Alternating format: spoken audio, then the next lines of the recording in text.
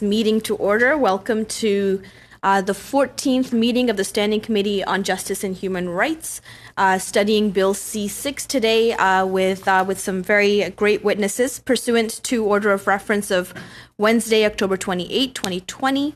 The committee is meeting on its study to study Bill C-6. Today's meeting is in hybrid format. Members obviously can participate in person or by video conference. Witnesses can only participate by video conference. All members, regardless of their method of participation, will be counted for the purposes of quorum. To ensure an orderly meeting, I'll outline a few rules. Members and witnesses may speak in your official language. You will see the interpretation selection at the bottom of your screen so that you can follow along in either the floor language, English, or French. Before speaking, click on the microphone icon to activate your own mic. When you're done speaking, please put yourself on mute to minimize any interference. A reminder that all comments by members and witnesses should be addressed through the chair. And we'll try our best, Mr. Clerk and I, to maintain a speakers list to ensure that everybody has their say. Use the raised hand function at the bottom of your screen if you would like to speak. Masks are required, obviously, Mr. Cooper and myself. We have ours over here. If you need to get my attention, just signal to the clerk or to myself. I would appreciate that. So today I'd like to welcome the following witnesses. As an individual, we have Erica Muse. We have Two Spirits in Motion, represented by Jack Saddleback, who is the co-chair. We also have the Association of Reformed Political Action Canada, represented by Andre Schouten. Thank you, Mr. Cooper. Andre Schouten, who is the legal counsel and director of law and policy. We also have Jose Ruba, who is the advisor. So without further delay, we'll go right into the opening remarks from witnesses. Each witness has 5 minutes each. So we'll start with Erica Muse. Go ahead, you have 5 minutes. Hello, and thank you to the committee for inviting me here as a witness. Thank you to my mom, Vicki Hardley, for loving and supporting me through all of this. My name is Erica Muse, and I am a survivor of trans conversion therapy. I underwent conversion therapy at the now closed Youth Gender Clinic at the Center for Addictions and Mental Health, CAMH in Toronto, with Kenneth Zucker. Yes, the same Kenneth Zucker who spoke to you on Tuesday, painting himself as a semi-retired professional and academic arguing for the rights of trans youth. Dr. Zucker saw me as a patient for 7 years, from the ages of 16 to 23, and denied me trans-affirming healthcare in the form of both hormones and surgery until I was 22.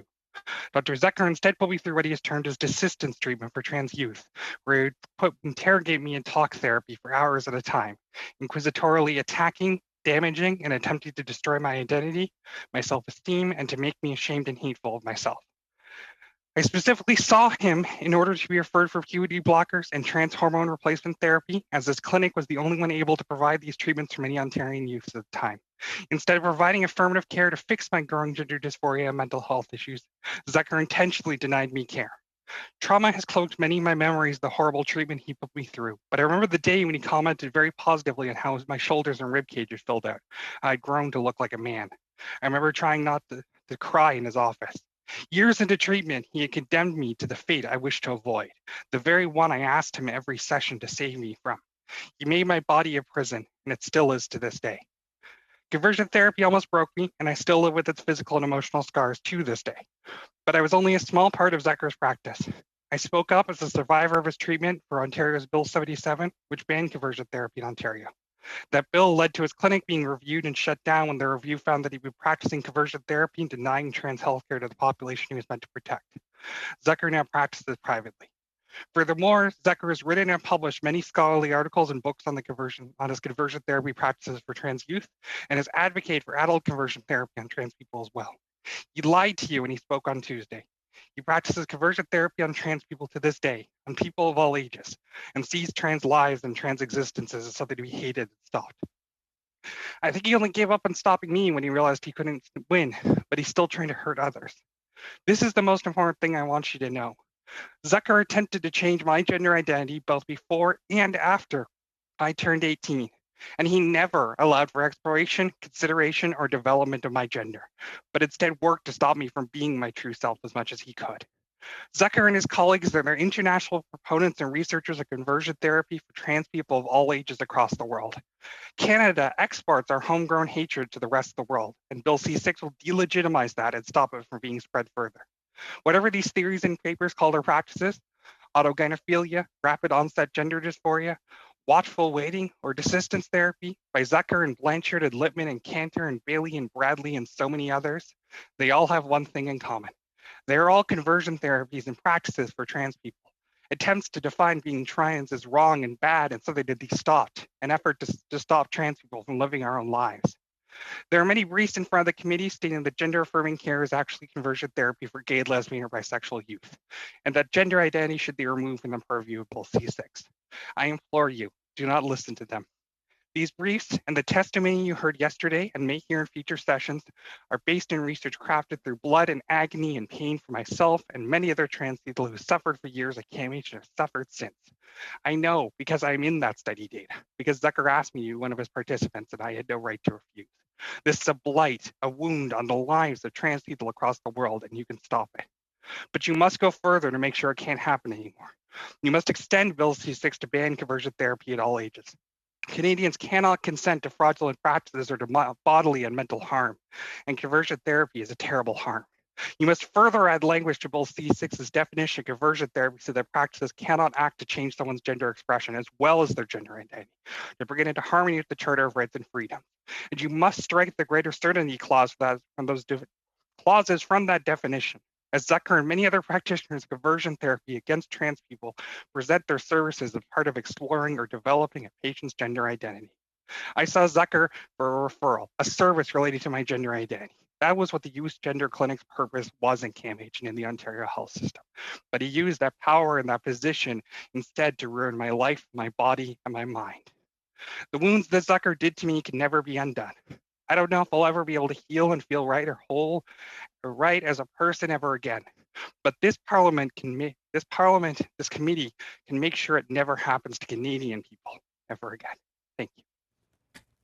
Thank you very much, Ms. Muse. We'll now go on to Two Spirits in Motion with Jack Saddleback. Go ahead, sir. You have 5 minutes.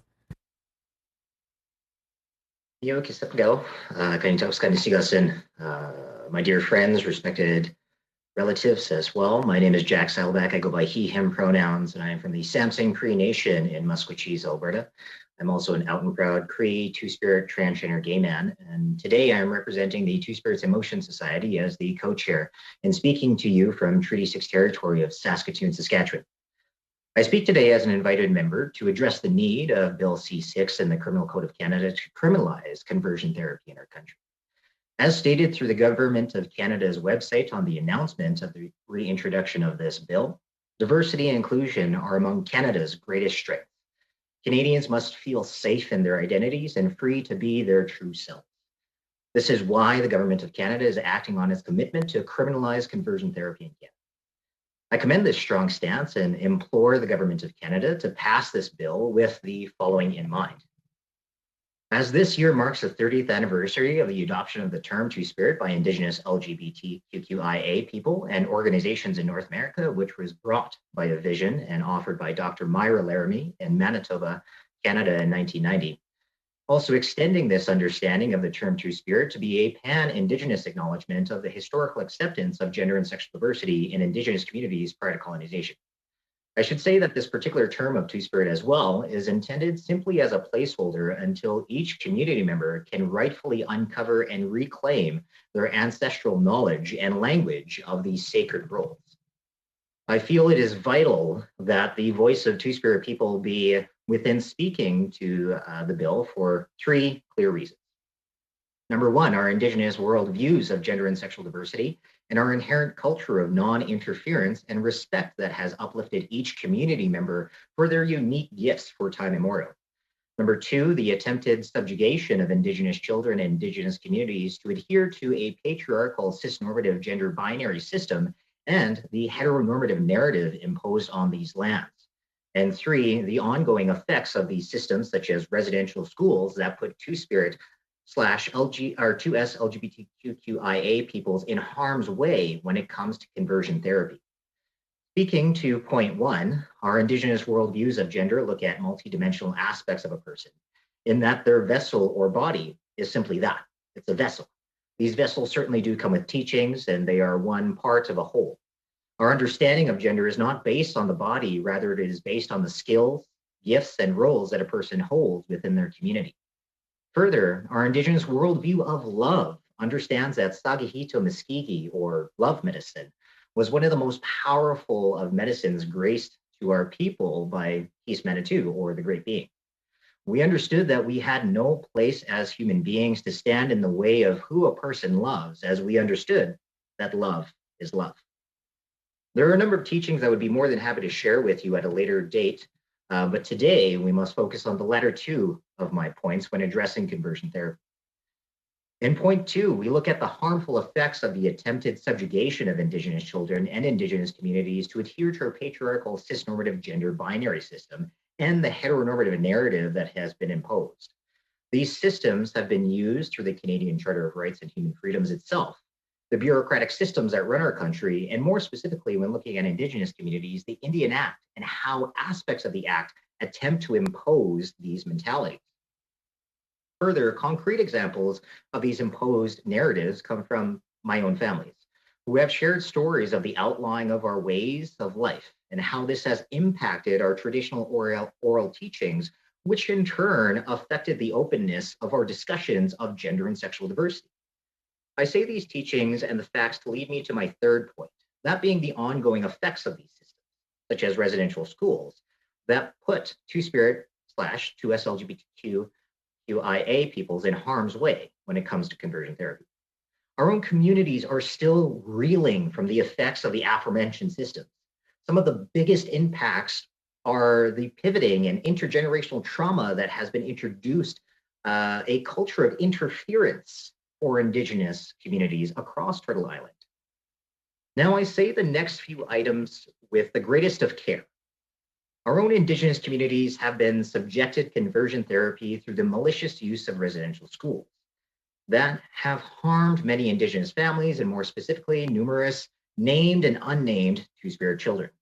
These effects are still happening today, whether it is taking place bluntly or surreptitiously under the guise of biased cultural leaders, where Two-Spirit community members are at the spear's edge of the harmful effects of conversion therapy that tries to strip them of their natural love for the same gender or more genders, or to discredit their own gender identity and gender expression. When looking at Bill C-6, we must take into account that tremendous impact that colonization has had on our traditional worldviews and acceptance of gender and sexual diversity.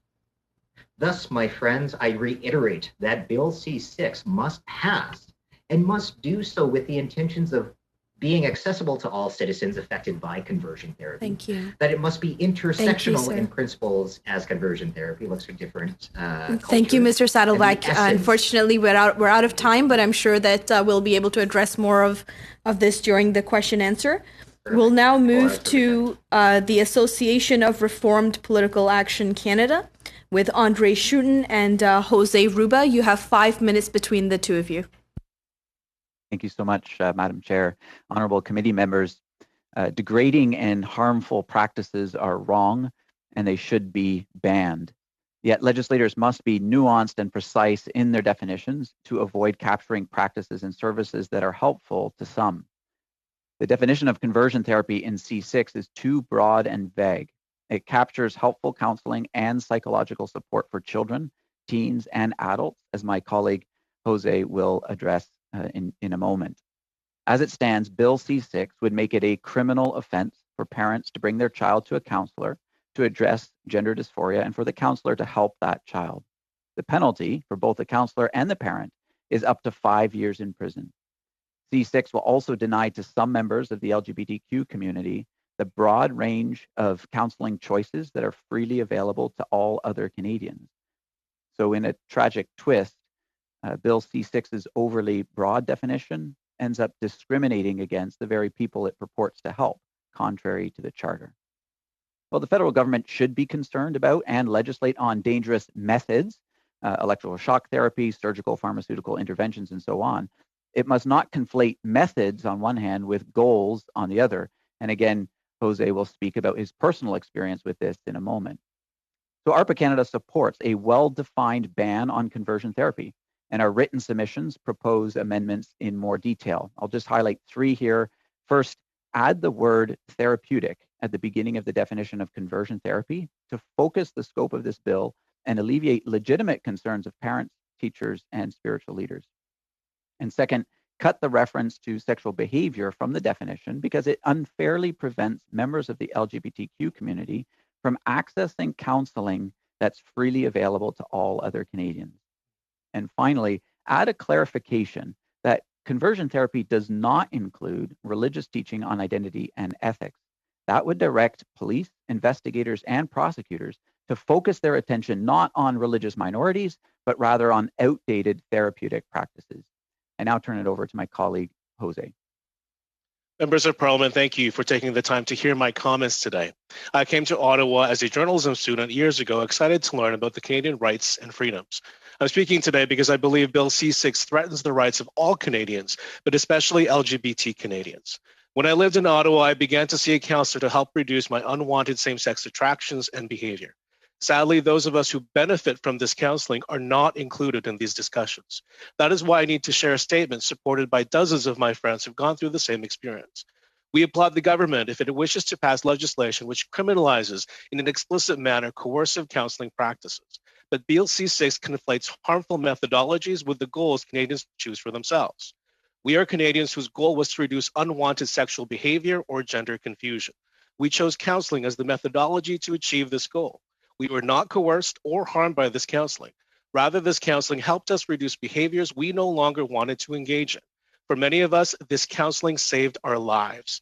But this counseling is threatened by Bill C6's definition of conversion therapy.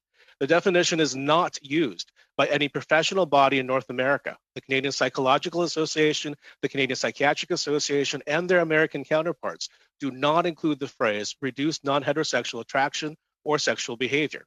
Good counseling will always help patients change behavior they no longer want to engage in.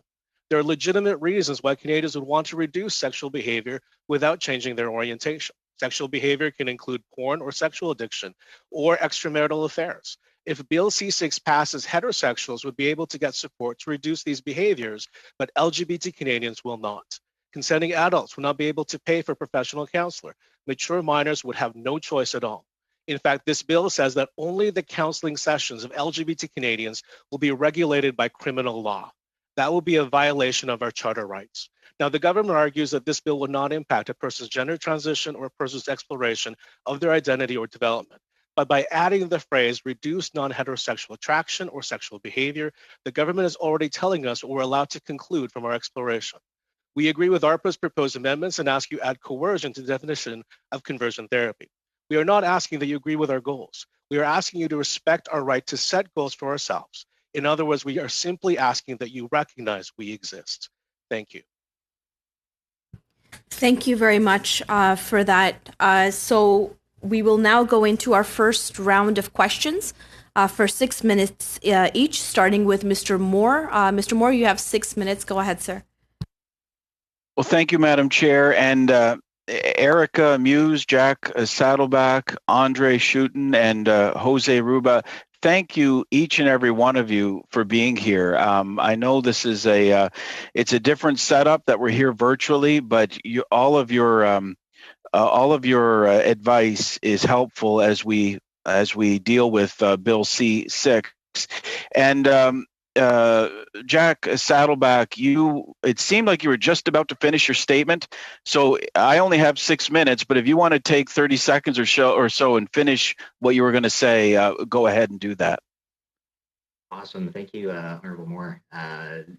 And my apologies to the clerk there. I didn't hear you when you were telling me to wrap up. I just have 10 seconds. In regards to, thus, my friends, I do reiterate that Bill C6 must pass and must do so with the intentions of, number one, being accessible to all citizens affected by conversion therapy.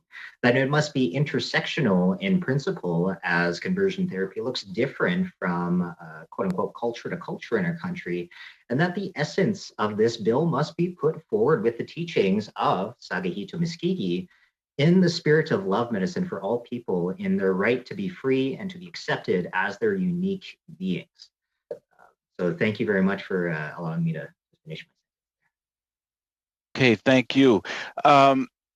We had the minister here on Tuesday, and this question is directed to Mr. Schutten. The minister said Tuesday that it's clear that Bill C6 does not apply to good faith conversations about one's sexuality with a doctor or psychologist that they may have with a patient, or that a faith leader may have a member with a member of their flock.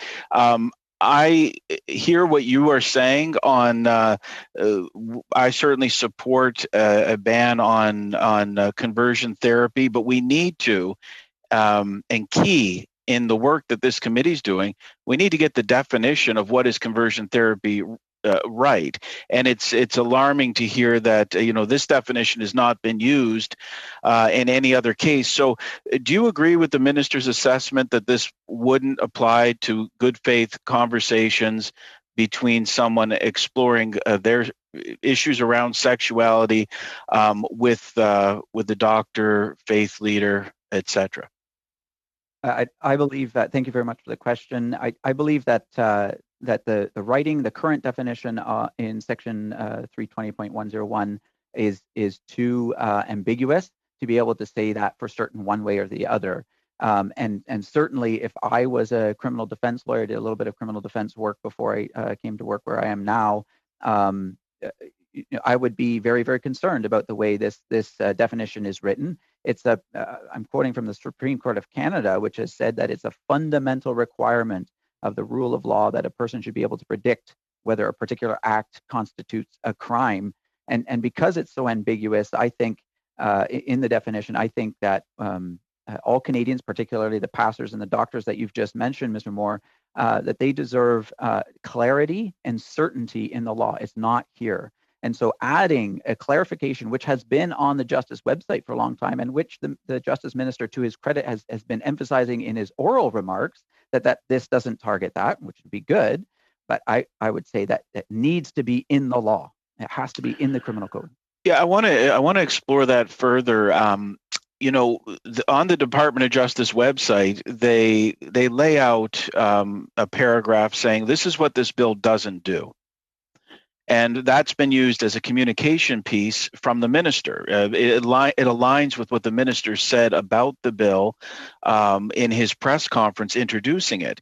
But if we back up just 2 years ago, the federal government was called upon to institute a criminal code ban on conversion therapy. And as you know, criminal code is the highest sanction that we have in Canada. And at the time, the federal government said, well, this is primarily in the domain of the provinces, so we will not introduce criminal code amendments.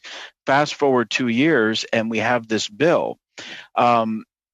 So it's very important that we get the definition right when we're talking about the criminal code. And I agree that individuals need to know where they stand before the law, and having the definition clear is so important. So what would be the downside then of including, there's two for greater certainty type clauses after the definition. What would be the downside of including the language that the department has on their website in the definition?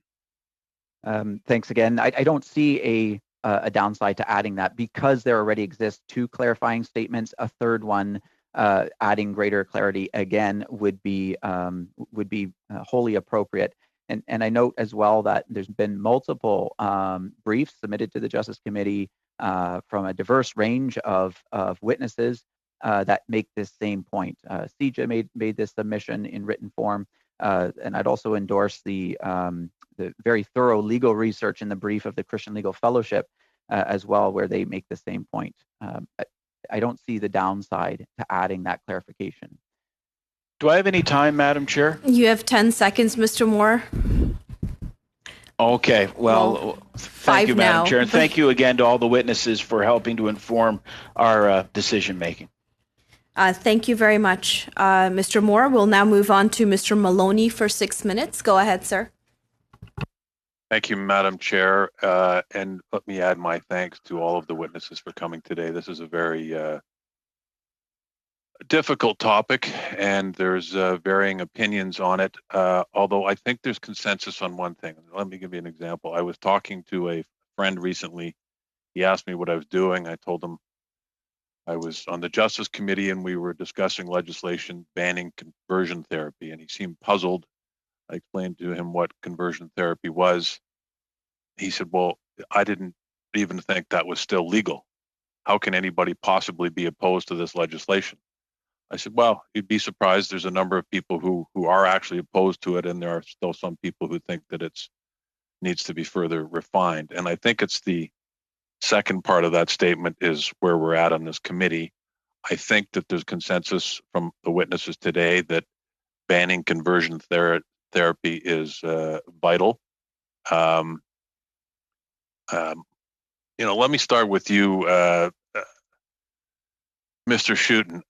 We've heard testimony that this legislation, because of the definition you referred to, it might put a freeze on therapy. It might, and I think you said, it might prevent parents from taking their children for counseling. It might have an impact on a religious environment.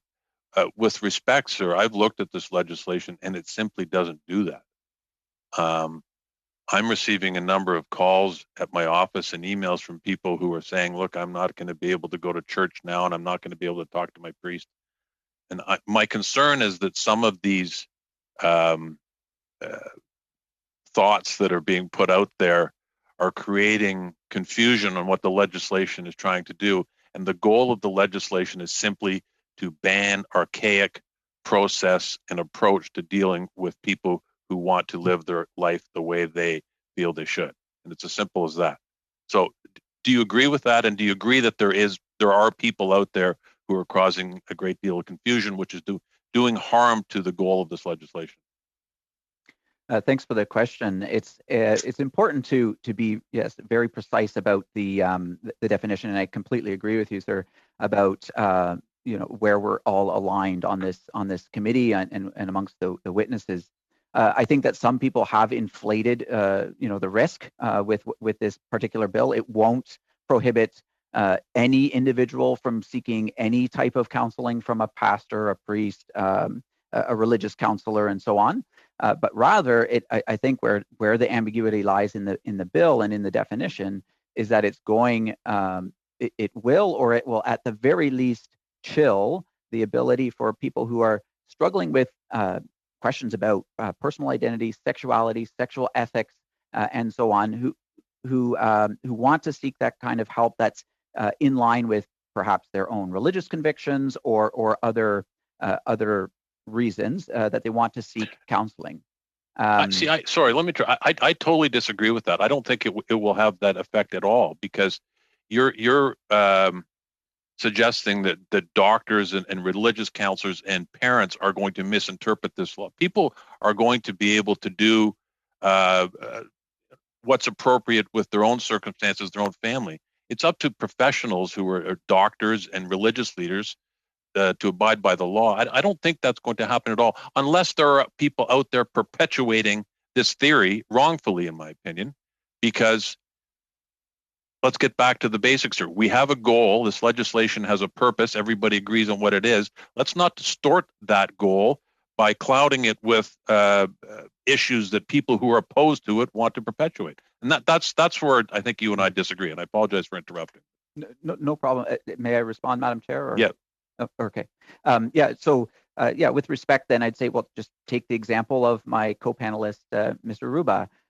So he sought out counseling, talk therapy, to try to align his religious convictions, and Jose can speak for himself, of course, but he sought out that counseling from a professional to align his religious convictions with a particular thing that he was struggling with, same-sex attraction, in his words. That service that's offered by the person or the professional that he went to is prohibited by this bill. And I quote to you then the Justice Minister's own words in committee 2 days ago, where he said that talk therapy is covered by this definition. So outdated modes, methods like shock therapy and all kinds of other horrible practices should be banned. Absolutely. Again, I'm going to interrupt you because I don't have much time. With respect, I disagree with you again. This bill specifically allows for adults to seek therapy if that's what they wish to do. And to quote your colleague, he said we should allow people to set their own goals. And this bill, with respect, does just that. So the prohibition that you've just enunciated, I don't see it in the legislation. Mm-hmm.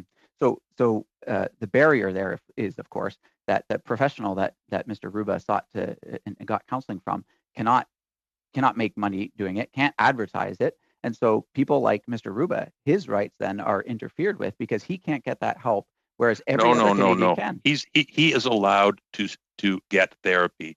It is against the law by this legislation for people to promote it, make money, and advertise. Those are two distinctly different things, sir. And I think that's where maybe the confusion lies. But unfortunately, I'm out of time. So Thank you. Thank you, Mr. Maloney. That is indeed all the time that we have.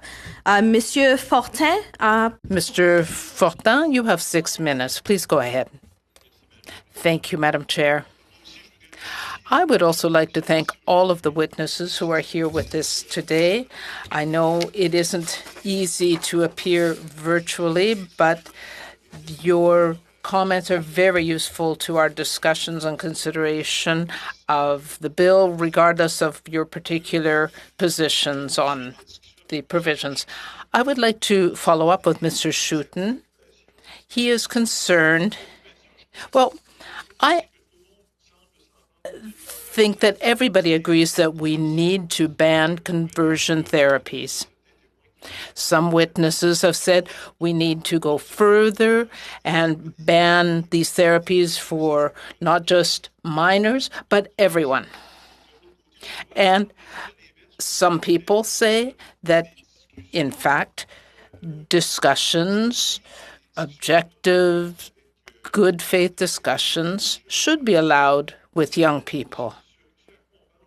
So, for example, if you had a religious leader and young children in that religious community, that could be an example. And of course, a religious leader has influence. What the minister is saying is that good faith conversations should be allowed, and I think those should be non-interventionist.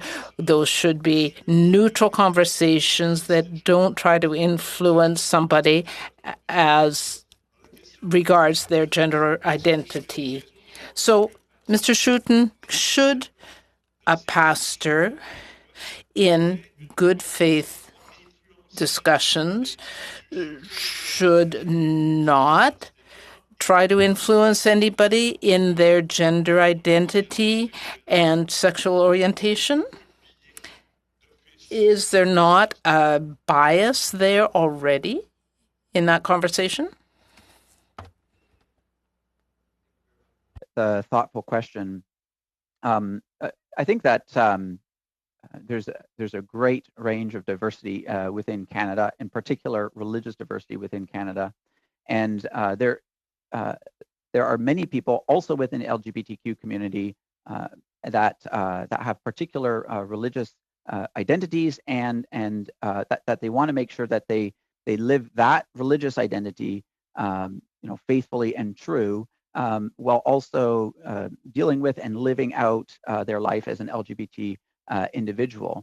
And pastors, spiritual leaders, can walk that path. Now, I can only speak from the from the religious community that I come from, so I can't speak for other religious communities, but certainly within my community, our identity first as children of God and as image bearers of Jesus Christ, that's our primary identity. That's our leading identity. And so if I want to seek help or guidance from a spiritual leader within my tradition, then he's going to lead with that. That's an assumption I have going into the conversation. That's an assumption he's going to have in the conversation as well. And that should be available to me as a Canadian without restriction from the civil government. It should be free to every Canadian to seek out counseling and help, services, practices, counseling that's in line with their religious convictions, and that's not coercive, abusive behavior. Mais merci, Monsieur Chouton. Monsieur Fortin? Mr. Fortin? So this is not impacting your time, but one of our witnesses, Erica Muse, has her hand raised. So if you would like, you can also ask her for intervention. It's really up to you. Je comprends pas, Madame la Présidente. I'm sorry, I didn't understand. Do I have any time left? Or do you want Erica to be able to speak? I'm just letting you know that Erica has her hand raised. So if you would like her to comment, you can ask her to. Yeah, je comprends, mais je veux compléter le sujet d'abord. I understand, but I just want to follow up with Mr. Chouton because I think the question is important. So, Mr. Chouton, you're talking about a pastor that you might ask for advice or support. Obviously, the pastor is going to try to influence the individual regarding the gender identity or sexual orientation. Is that not true? Religious convictions of that community to bear, for sure. Mais c'est justement ce que le projet de loi cherche à interdire, d'influencer quelqu'un. So that's what is meant by influence. We don't want a young person to be influenced regarding his or her gender identity or sexual orientation. That's what we're trying to avoid. So Erica, did you want to add something? I want to give you a minute to do so. This, in my opinion, this idea that there cannot be any discussion in talk therapy with therapists about exploring issues related to sexuality or gender is completely unfounded. There are international standards about discussing issues of sexuality and gender with psychiatrists and psychologists. These have been signed on to by medical groups and medical associations in Canada, and these products do not prevent in any way Canadians from speaking about issues with their own sexuality or other issues. They only prevent the actual practitioner from carrying out conversion therapy practices in response, which are clearly defined by those same groups and in the bill. Merci, Madame. Merci, Monsieur Fortin. Thank you, Mr. Fortin. For 6 minutes. Go ahead, sir.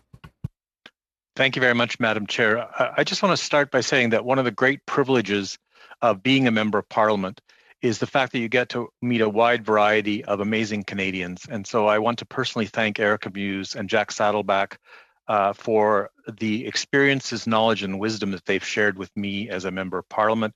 And I really thank them for appearing at committee today.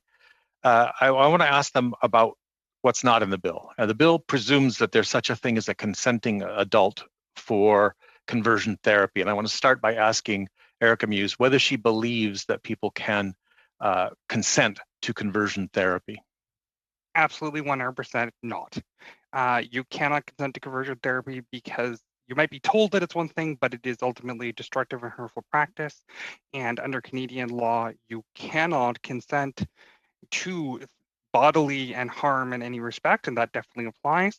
Any consent that someone thinks they're giving to conversion therapy is coerced because they're being sold a lie that they believe this is actually going to help them and change their identity when it is not effective and have proven to not have any effect.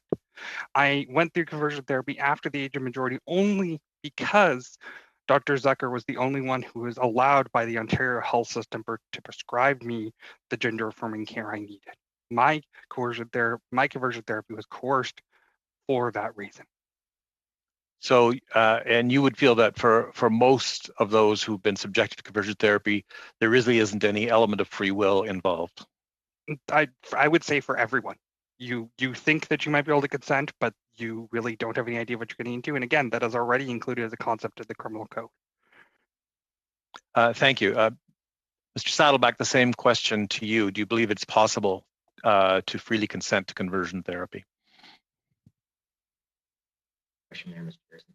This, I would agree with my colleague here that there is no ability for free consent when it comes to conversion therapy or corrosion. In regards to this bill, I think for us as a society, we have to look much deeper in regards to why it even exists, the whole aspect of conversion therapy, and must actually look at the larger patriarchal, cisnormative, heteronormative narrative that is trying to be imposed by a certain thought process. The aspect that human beings are multidimensional and we are diverse within our nature is what we must uphold here in Canada. Thus, the passing of the bill must happen. There must be the freedom for people to not worry about going into conversion therapy or being pulled into that whole mentality. But further, actually, no, I'll leave it right there. Thank you. The bill doesn't actually specifically address gender expression. So, Mr. Saddleback, I'd like you to talk a bit more about whether you think a bill that leaves out gender expression could be adequate. Well, I think that's a huge gap when we're looking at this bill. If you look at the Charter of Human Rights and Freedoms, we do have gender expression being able to be alluded to there, if not clearly stated. And for this bill to leave that out, I think that's a huge miss. And we look at conversion therapy, and coming back to my point about this larger systemic and societal viewpoint of what gender is and what sexual and or romantic orientation is, we also have to understand that the outdated, archaic mentalities of gender and gender norms certainly do put people in harm's way. You know, if you look at a young boy who's dressing in quote unquote feminine clothing, and then for this to be seen as an opportunity for conversion to happen because they're not dressing quote unquote like a boy, you know, that itself is concerning if this is not included in the bill. In your presentation, you talked about various forms of conversion therapy going on in the margins in First Nations communities. Could you talk a little bit more about what you've observed of these kinds of practices? So I say this with the greatest of care, as I believe that this particular aspect of the bill and the education and awareness that needs to take place within Indigenous communities needs to be done by Indigenous communities for Indigenous communities. So I believe that's where the Two Spirits in Motion Society, as well as many of our other colleagues across Canada, will be able to have these discussions with our own community members. Now, when it comes to the events that have taken place and the things that we have observed, stories that we have heard, is that unfortunately, some of our cultural leaders are still reeling from the effects of colonization, where the aspects of cisnormativity and heteronormativity are certainly still steeped within that trauma that everyone is still reeling from, more specifically within residential schools, and where that was then instilled on our young Indigenous children, which now are adults. So, you know, it comes in forms of cultural ceremonies. Even for myself, you know, I'll speak very freely about this, is I did have a cultural leader of mine, unfortunately, for lack of a better word, try to exercise me in regards to who I am as a trans man and as a gay man, to let me know that, you know, I was not supposed to exist. And I think that itself highlighted for me the true impact of colonization and these mentalities on Indigenous communities. And I think it's very important and vital that we take these intersectional viewpoints of this bill, and circling back to the fact that it has to happen by community for community when moving forward. Thank you. Thank you. Thank you, Mr. Garrison. We'll now go into our second round of questions, starting with Mr. Cooper for 5 minutes. Go ahead, sir. Thank you very much, Madam Chair, and I want to thank all of the witnesses for your very important testimony as we consider Bill C-6. I'm going to direct my questions to Mr. Ruba. Mr. Ruba, through you, Madam Chair, we've heard from witnesses on Tuesday who expressed concern that Bill C-6 would create a chilling effect on counselors and medical professionals who may fear consequences for providing any services that could help patients like yourself manage unwanted behaviors or attractions. Have you experienced this chill effect? Yeah, actually, I've already talked to a Christian counselor that I know in Calgary, as many of you know. Bylaw similarly written to the federal law is actually already in place in Calgary. One Christian counselor I talked to has already said that she's very scared of talking about this with her clients. Another pastor told me that she was very scared of even returning the calls of people asking for support from people of her own faith. So the chill effect is real. And in terms of being able to access the service, I disagree with the member, Mr. Maloney, because this bill says I cannot access or pay for a service that everyone else can, based solely on my sexual orientation and faith. That's outright discrimination. And I'm actually pretty saddened and appalled that to people who speak about being able to express and respect the diversity of this country would completely ignore what I just said in terms of a person who benefited from this counseling and freely chose to get it. I represent dozens of people who agree with me on this, and we have a right to at least be acknowledged that we exist. The last testimony we just heard basically said we don't. And that's sad for a group of people who want to argue for diversity. Mr. Ruba, now the government has provided assurances that your rights won't be infringed upon. You spoke about the effect that the bylaw in Calgary has had on your ability to access counseling services that you freely want to access. Can you speak to the government's assurances that there really is nothing to worry about here? If there was nothing to worry about, then they wouldn't be able, even having to add information on the website saying conversations wouldn't be included. The problem is, as I said, the addition of the phrase reduction of sexual behavior or non-heterosexual behavior. There are many reasons anyone, even if they don't want to change their sexual orientation or gender identity, would want to reduce sexual behavior, as I mentioned. And there are LGBT people who support what we're saying when it comes to this, because they ought to have the same rights as every other Canadian to access care.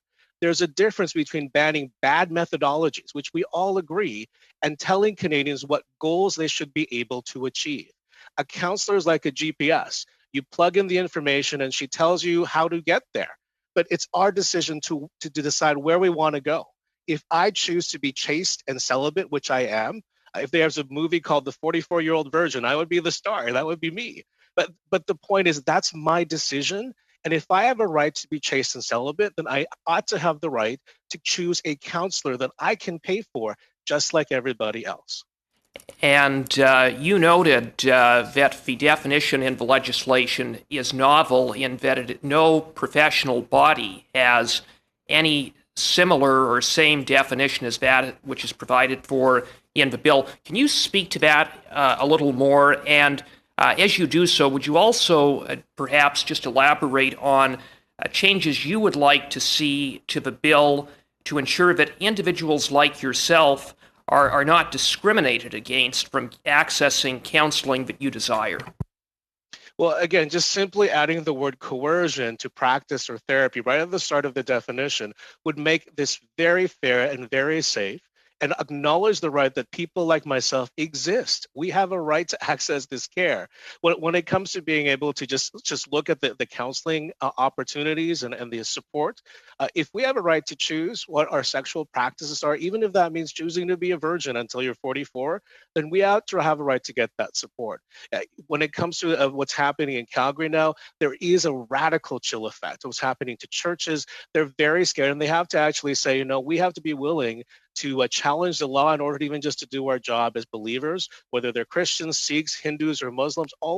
There's a billion people who believe when it comes to sexuality that God designed it for a husband and wife in marriage. And we have a right to live according to those beliefs and practice that. What this bill says is your goal is wrong. and it dictates what a religious goal should be. That is not something that jives with the Charter of Rights and Freedoms. Thank you. Thank you very much. We'll now move on to Mr. Sangha for 5 minutes. Go ahead, Mr. Sangha. Thank you, Madam Chair. Thanks a lot. My question, is a very, thank you very much for witnesses coming here for the valuable inputs on this very delicate issue. And my question to Erica Moose, who has already gone through the statement and declaring that she was the victim of this therapy. So I know, thank you very much for the testimony. The issue before us today is very important, one that will affect Canadians from coast to coast to coast. I have heard from some critics that conversion therapy isn't an issue in Canada, but I don't believe that same to be true. And even one Canadian being subject to this abhorrent practice is wrong. So my question is, can you comment on the prevalence of this practice and why the legislation is a necessity? I can absolutely comment on the necessity of this practice and the prevalence. Unfortunately, we don't have numbers about how many people went through CAMH because of how scarring and hurtful a process it was. But what I can say is that universally, every single trans person who is out and who is trying to seek gender-affirming care has already had an incredibly intense process of coming to terms with themselves.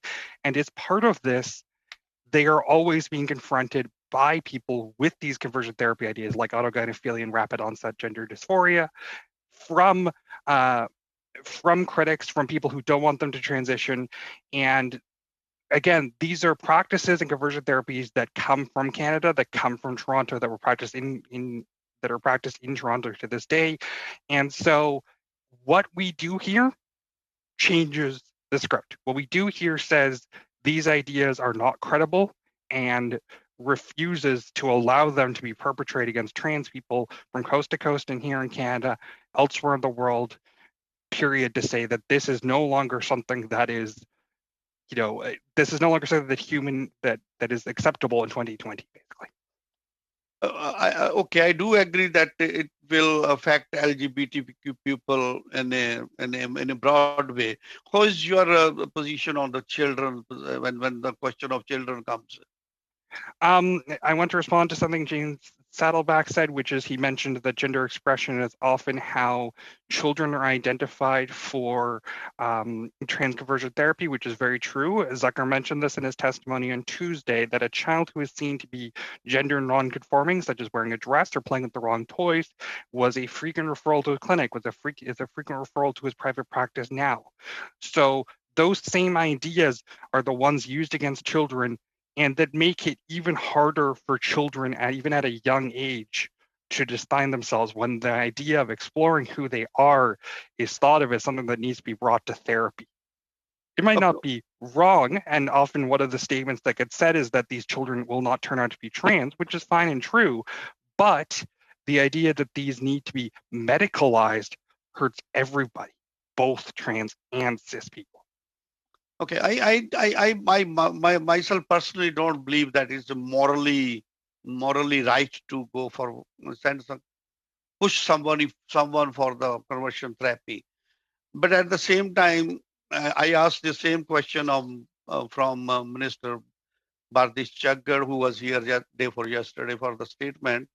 And see, we live in a community which is diverse, and inclusiveness is there in our communities. So can anyone can answer? If I don't know if Mr. Jack Saddleback can answer this one regarding the question of morality included in this this type of therapies. In 30 seconds, Mr. Saddleback.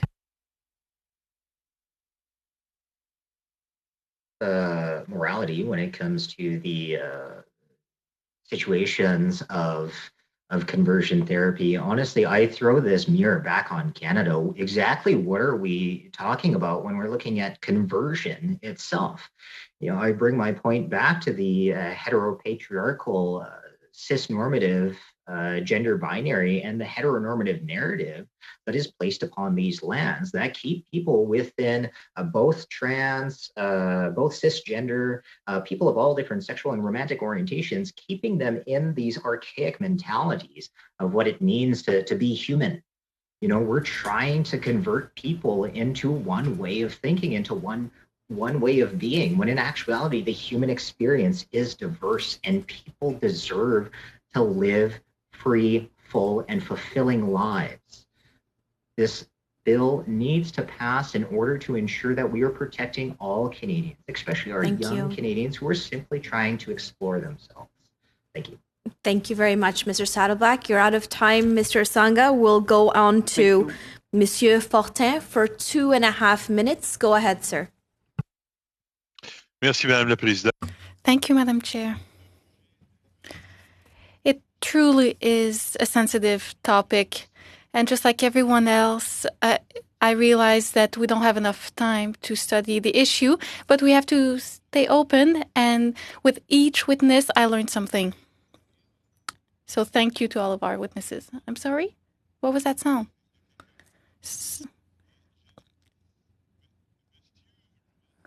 Mr. Ruba, here's a question. Am I right to understand that good faith conversations, without trying to influence the person, in your opinion, should be something that is still possible for young people and for people of all ages? So a discussion between a counselor, psychologist, or a pastor and a young person, without trying to influence the youth. You think that that kind of discussions about sexual orientation or gender identity could be allowed? I believe in good faith conversations, sir, and I support that very much.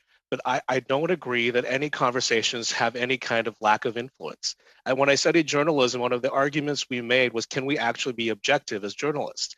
And the answer is no. We all have biases. Your question has a bias leading what you want me to say. And that's absolutely fine. You have a right to do that. All we're asking is that we all have a right to do that. And so as I'm a youth pastor as well, and this kind of law, let me give you an example. If a 14-year-old girl in my youth group came to me and she wanted to have sex with her classmate, I would be able to say, as a Christian, we don't support sex before marriage. But if her classmate was a female, not a male, this law would prevent me from giving the exact same counsel. And I don't think that's the right of government to tell me what I should be able to teach my youth group when it comes to what our faith teaches. Okay. Okay. All right. So it's all about the influence question. If I understand correctly,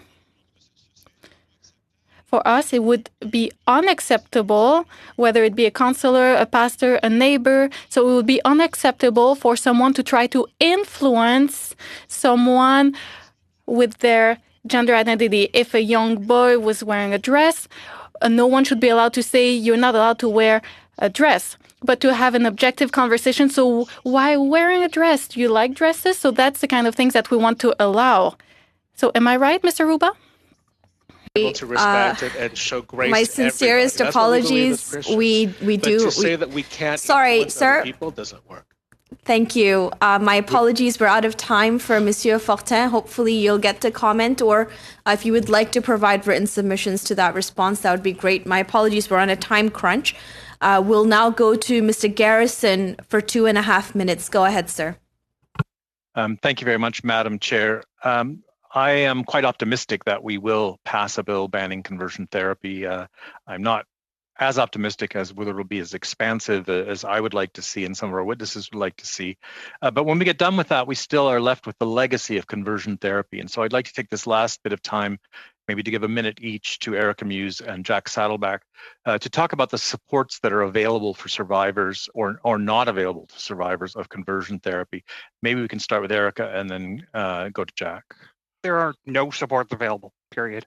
We do not have any trained trauma supports available through the Canadian public healthcare system in general.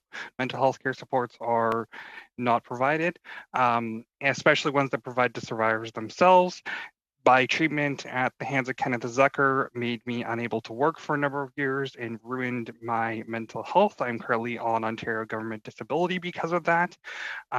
There is no allowance for me to regain lost income or to put my life back together in some respect. And importantly, and this is very important for me as a trans survivor, the denial of medical health care by Dr. Zucker specifically changed my body permanently, and there is no funding through the public healthcare system for any way to make that better for myself through surgery or other practices to actually heal the physical changes and hurts that he did to me. So in response to that, there are no supports, and I dearly wish that there would be some in general. Thank you, Eric, for being so brave and sharing your experience with us. Jack, can you comment on the situation in Indigenous communities? I should say that we create our own supports. I believe my fellow witness here, Erica, is true in regards to there are no formal supports when it comes to survivors of conversion therapy, but simply the supports come within the community. Within the Indigenous community, we have a very strong, united, two-spirit community across Canada and even in the United States. And we are expanding to other countries to look at these shared experiences of colonialism on Indigenous people and how these aspects of conversion therapy have impacted us around the globe. In saying so, I want to reiterate that our strength is our resiliency. And we will continue to be our true selves, and we will continue to revitalize our sacred roles that were harmed by these colonial tactics and thus conversion therapy. Thank you. Thank you. Thank you, Mr. Garrison. That's all the time we have today for this panel. On behalf of the committee, I'd like to thank all of the witnesses for taking the time for sharing your experience and expertise with us. We'll now suspend for a minute as we let in our next panel of witnesses. Thank you again, members, for your patience.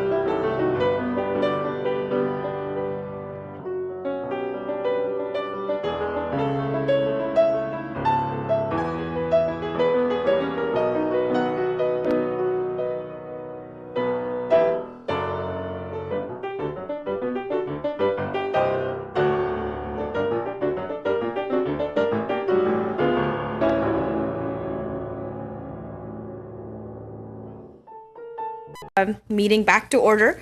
We are studying Bill C6. Just a few comments for witnesses before we get started. Before speaking, please wait until I recognize you by name, and then unmute yourself on the microphone. And then once you're done speaking, please mute yourself again to limit any interruptions. You have the ability to select language of interpretation at the bottom of your screen, so that you can listen and listen in for throughout the whole meeting and understand. When you're speaking, please speak slowly and clearly. This is for interpretation purposes. And when you're not speaking, as I said, your microphone should be on mute. A reminder that all comments by members and witnesses should be addressed through the chair. My pronouns are she and her, and if witnesses and members feel comfortable, please do share your pronouns so that we can address you properly. And with that, I'd like to introduce our witnesses. We have Timothy Keslick, who is ASL English interpreter. We have Dr. Travis Salway, who is an assistant professor, Faculty of Health Sciences at the Simon Fraser University. We have Emmanuel Sanchez, and then we have Adrian Smith, who is a lawyer. Welcome, witnesses. We'll start with Timothy Keslick for 5 minutes. Go ahead, sir. Good afternoon, Madam Chair and members of the Standing Committee. My name is Timothy Keslick, and my pronouns are he, him, and I'm currently an ASL English interpreter in the province of Ontario. I'm speaking today from the traditional and unceded lands of the Mississaugas of the New Credit, the Anishinaabe, and the Haudenosaunee, lands that are governed under the Dish with One Spoon Wampum Treaty. Please do forgive my nerves. This is my first time speaking in this kind of forum, so bear with me. I currently have a Bachelor's of Linguistics with a focus on language and power, as well as a Bachelor's of Interpretation ASL English with a focus on message analysis and intercultural discourse. I'm also a Catholic Christian and someone who identifies as a member of the LGBTQ 2S+ community. I identify with the labels of queer, same-sex attracted, and/or gay. I am very grateful to all those who made today possible, to Natasha Pelosa-Timpson for her patience in corresponding with me to arrange the notice of meeting, and to those who were involved in the tech setup, and to you, the members of the Standing Committee on Justice and Human Rights, for your time and attention today. When I was asked to speak on the bill today, I was a bit defensive, as you may imagine. Conversion therapy is definitely a very triggering concept for a lot of people in the queer community, myself included. Even now, as I'm talking, I can feel my heart beating more quickly and my eyes are kind of watering up a bit. And that's because of experiences of friends and people who I may not have met, but I've certainly heard their stories of people who have either tried to pray the gay away or beat them until they repressed their same-sex desires. And in a more personal way, one point I had gone to confession to a priest, and I wasn't confessing that my sin was same-sex attraction. Being attracted to someone of the same sex is not viewed as a sin by the Catholic Church, but I was confessing something different and separate. And so during that meeting, it resulted that coming out that I was same-sex attracted. And so I ended up being kept in a room and kind of restrained in a chair, and the priest kept trying to pray over me, trying to exorcise this demon of homosexuality from me. So I can say from a very deep place of personal lived experience and hurt that conversion therapy in its actual sense does harm. And I do also want to make it clear on that note that while that kind of experience can and does happen, it happened to me, I don't want it to seem that it's reflective of the majority of views of Catholic priests. It certainly is not of those who I've had the honor and pleasure of interacting with. And it's also not the experience of most Catholics who identify as queer individuals or those with same-sex attraction. It doesn't make it any less wrong or any less hurtful. I do just want to be transparent on that point. So again, when I was originally asked to speak on this bill, I was kind of like, well, I'm certainly not going to be speaking against the bill because I would actually fully support it. And as I said, I don't think conversion therapy should be allowed, and I don't think people should just be able to ship off their queer family members or loved ones to a different country and have them go through that form of abuse there if it's outlawed here in Canada. At the same time, as I said, I stand by the decision against actual conversion therapy. After reading through the actual draft of the legislation, however, I cannot support Bill C6 in its current wording. The value of the proposed bill is that it wants to reduce harm and it wants to prevent members of the queer community from being hurt simply because of something that they do not have any control over. something that they don't have any control in choosing, and something that, at least based on the majority of scientific and peer-reviewed articles that I've read, something they can't change. The problem for me, however, as someone who would have access to my services limited by this bill, is that the passing of this bill would cause harm to me.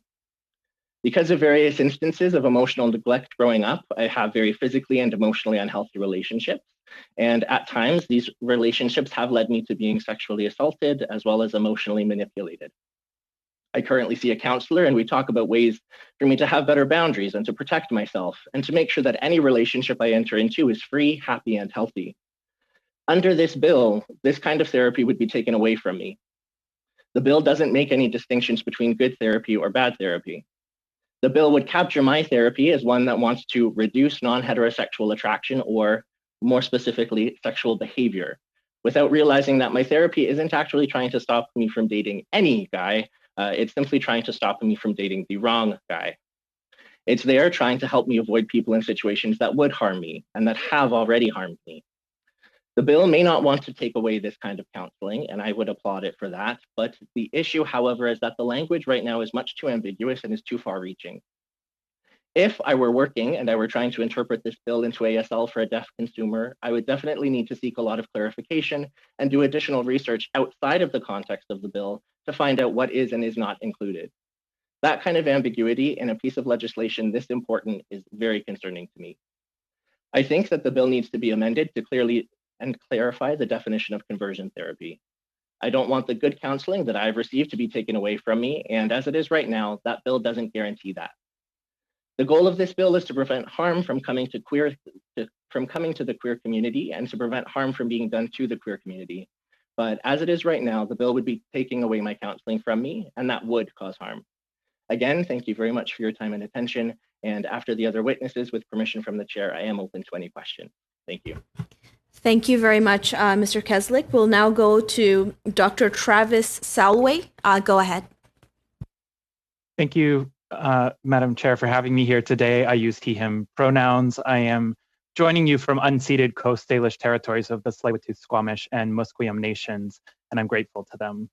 I want to start by humbly acknowledging outspoken Canadian advocates who have endured conversion therapy and told and retold their traumatic stories in order for us to finally take action. So thank you to Erica Muse and Matt Ashcroft, Jules Sherrod, Harper Perrin, Sonia Taylor, Peter Geidick, David Kinnett, Victor Samansky, and many more. I'm here to share statistics and stories my colleagues and I have collected over the past year from hundreds of Canadians who have experienced conversion therapy.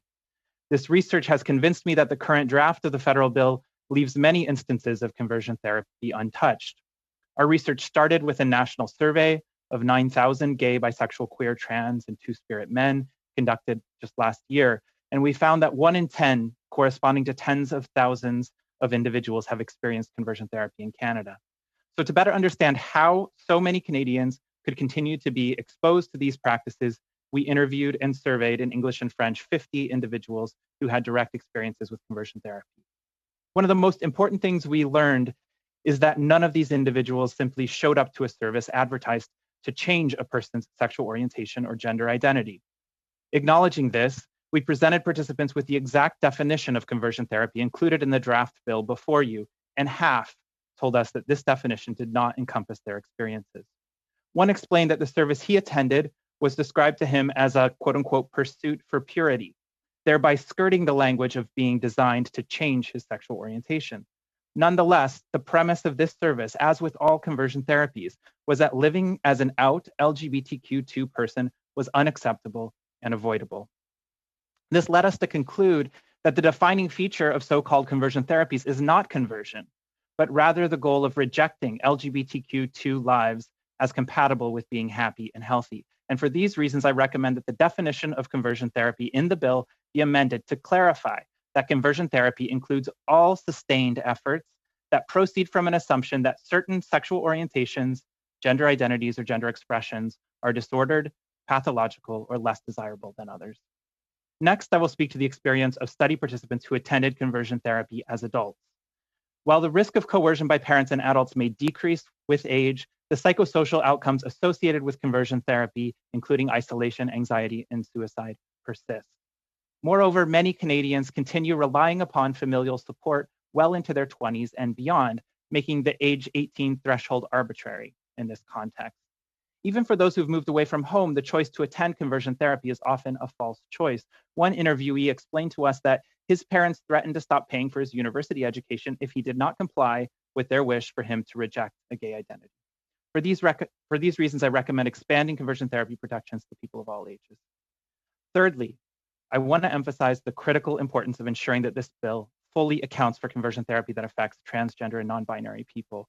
In our national survey, conversion therapy exposure was twice as high, 20% among trans and non-binary respondents, likely owing to pervasive transphobia across multiple Canadian institutions today. As you heard from Erica Muse this morning, trans conversion therapy remains insidious, in many cases condoned by licensed professionals who claim to act in their patients' best interests.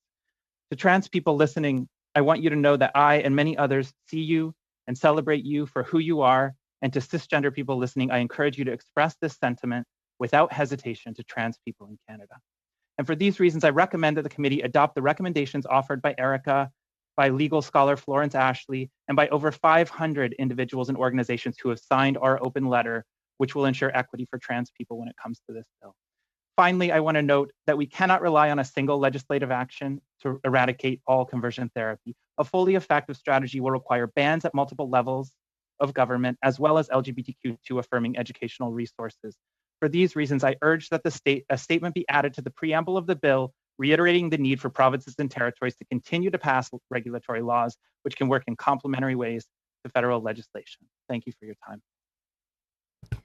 Thank you very much, Dr. Salway. We'll now go to Emmanuel Sanchez for 5 minutes. Go ahead. Honorable members of Parliament, good afternoon. My name is Emmanuel. Thank you for giving me the opportunity to share my personal story with you. I see that Dr. Salway has failed to accurately represent his interview of my story and of my journey, so allow me to share that with you. I was around 5 years old the first time that I noticed I was attracted to the same sex. At first, I didn't pay much attention to the attraction. However, as I grew older, I began to notice it more and more. I endured a lot of bullying in school at the hands of other boys. As a result of the bullying and previous abuse I had gone through, I drew near to girls in a desire for safety and protection. I was called fag, queer, and girly.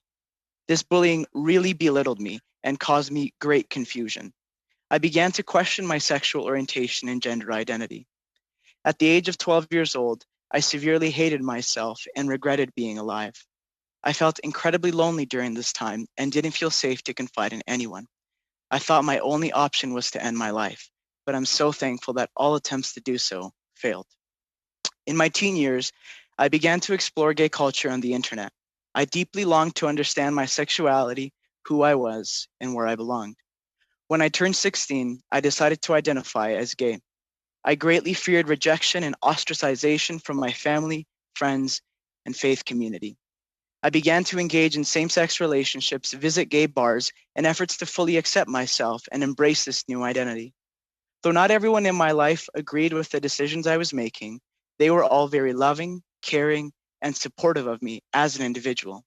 I was never asked or required to change my behavior, what I believed in order to belong. During this time, I was told by many outside the community I regularly surrounded myself with that as long as I was happy and living my truth, that's all that mattered. I agreed with them, or so I thought. As a 16-year-old, I realized that even though I was doing everything that society says will make me happy, I was still very unsettled. On my own initiative, I chose to regularly meet with a counselor who compassionately cared for me. She affirmed my sexual identity and encouraged me to continue living the life that I was living. Week after week, I would hear the same message, and I would leave feeling just as confused as I did when I walked in. Seeing as I was not getting the support I needed, I sought out counseling, this time from a pastor at a church. He was incredibly compassionate and caring, and neither affirmed nor condemned the decisions I was making or my sexual identity. In fact, we didn't even address those points at first.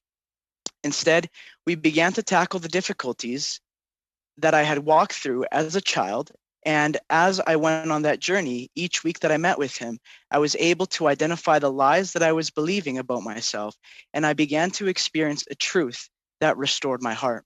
I started to see life differently and deeply loved it. Joy began to swell within me, and I began to see myself for who Jesus truly created me to be. As a result, I decided I no longer wanted to continue the course my life was on. I ceased to engage in same-sex relationships and instead sought to live my life in a way that was consistent with my faith and beliefs. I'm very thankful to have received the guidance and support I freely sought out as a teenager. Had it not been for that, I don't think I would be breathing today and sharing this story with you. The counseling I received didn't remove all my same-sex attractions. However, I found a deep joy and fulfillment in not engaging in same-sex behaviors in order to live in accordance with my beliefs and convictions. Myself and many others like me, young and old, regularly rely on the support of counselors and mentors to help us to continue the life we have chosen. I understand this is not a popular opinion. However, I'm not asking for you to agree with our decisions. I'm simply asking that you acknowledge that people like me exist. I stand with you in your efforts to see LGBTQ+ individuals protected and loved. Therefore, I ask that you create a well-written bill that truly bans coercive and abusive methods while respecting the individual's freedom at any age to choose the type of support they want and their desired goal. I trust that you will make a decision that will benefit and protect the citizens of Canada, while upholding fundamental rights and freedoms. Let's move forward together and ensure that our land and our people continues to be glorious and free. Thank you so much for your time and for listening to my story. Thank you, Mr. Sanchez. Go to Adrienne Smith. You have 5 minutes. Go ahead. Thank you, Chairperson. Je m'appelle Adrienne Smith. My name is Adrienne Smith. Stories of the Musqueam, the Tsleil-Waututh, and the Squamish people as well. As an uninvited settler in occupation, I'm committed to a decolonization that involves reparations and the return of land. I'm a social justice lawyer, and I'm a non-binary person. I use they, them, and their pronouns. En français, c'est il avec l'agrément masculin ou neutre, et je peux répondre à vos questions en français. And I will be pleased to answer your questions in French as well. Today, I am submitting a written brief, and I'm grateful to appear in support of Bill C6, which seeks to regulate by criminal sanction practices that seek to convert queer and trans people by force or coercion. Having listened carefully to other witnesses and the debate on this bill, I have 3 main points. The first is about the definition. The second is about charter compliance of the bill. And the third is about the necessity to protect transgender people in the sanction which is sought. First, with respect to the definition, all parties have agreed about what we're talking about, and all have expressed their will to stop it. Still, I note the committee is encountering challenges to the scope of the bill from those who would seek greater certainty. With respect, the practice of conversion is abusive and fraudulent, and in no way bears any similarity to the distracting hypotheticals that you are hearing about, or the kinds of counseling that people have witnessed to today that have been helpful to them. Those practices will still be allowed. And again, with respect, I see people who are raising concerns repeatedly and are doing so for political reasons based possibly on their opposition to the core of the bill and not in good faith. I work as a criminal lawyer, and I have no concerns about what this bill says, and I dispute that there would be a chill on legitimate care. This bill would end coercive programs that seek to undermine the sexual orientation and gender identity of two-spirit, queer, and trans people. It would not unduly limit spiritual and parental guidance unless that guidance seeks by force to convert, in which case it should be captured by the prohibition. I agree that importing the terms of gender identity and expression from Bill 16 would clarify. Je suis d'accord avec la recommandation d'importer les mots.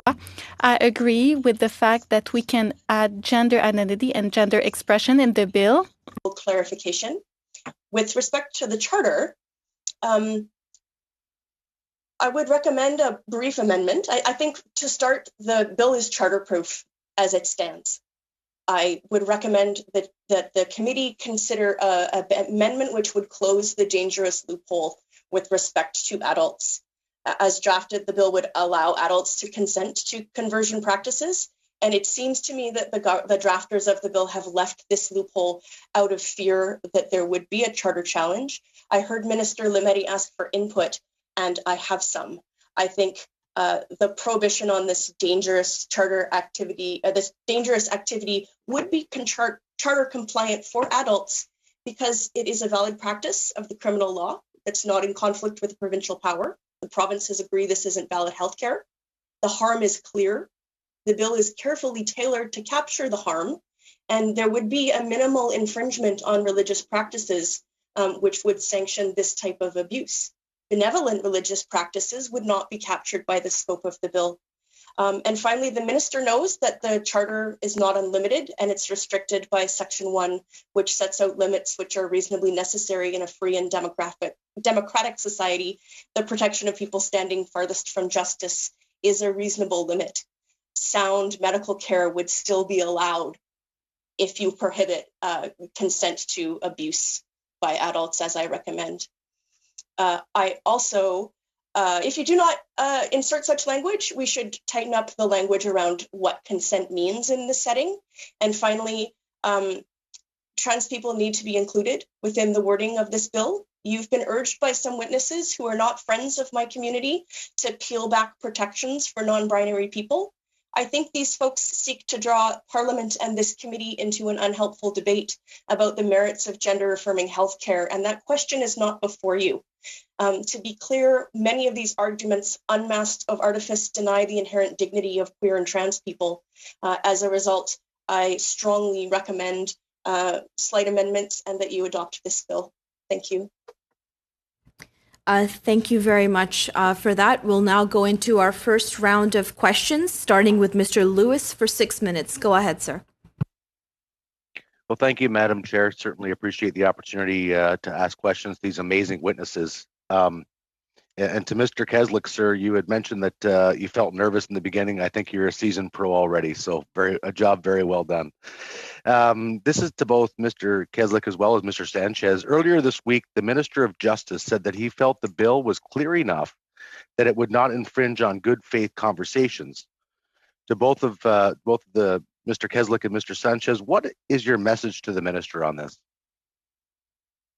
Thank you for your question, Mr. Lewis. I would say that my question is, if Mr. Lametti's attempts are to truly ban coercive and abusive practices, why the word coercion or abuse is not in the actual definition as he is defining conversion therapy.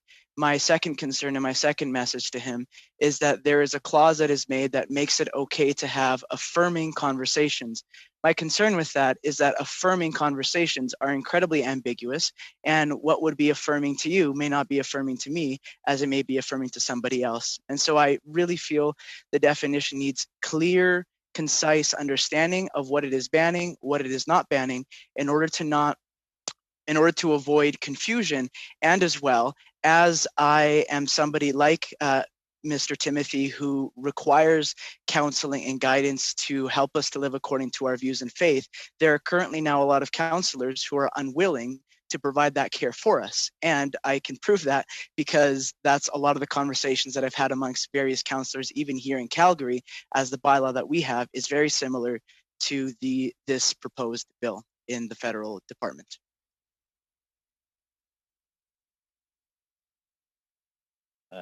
Thank you very much for the question. Sorry, Mr. Lewis, I didn't want to cut you off. I saw you unmuted. No, okay. I would echo Emmanuel's comments. So the two main things for me. So in terms of the spirit of the bill and the intention behind it, I very strongly support.